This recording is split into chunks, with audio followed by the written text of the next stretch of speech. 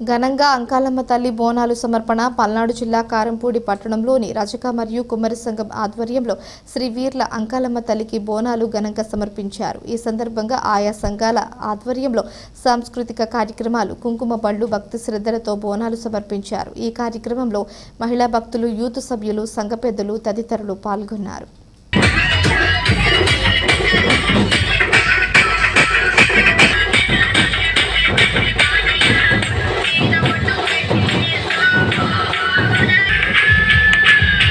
traffic లో కానీ అనేక రకాలుగా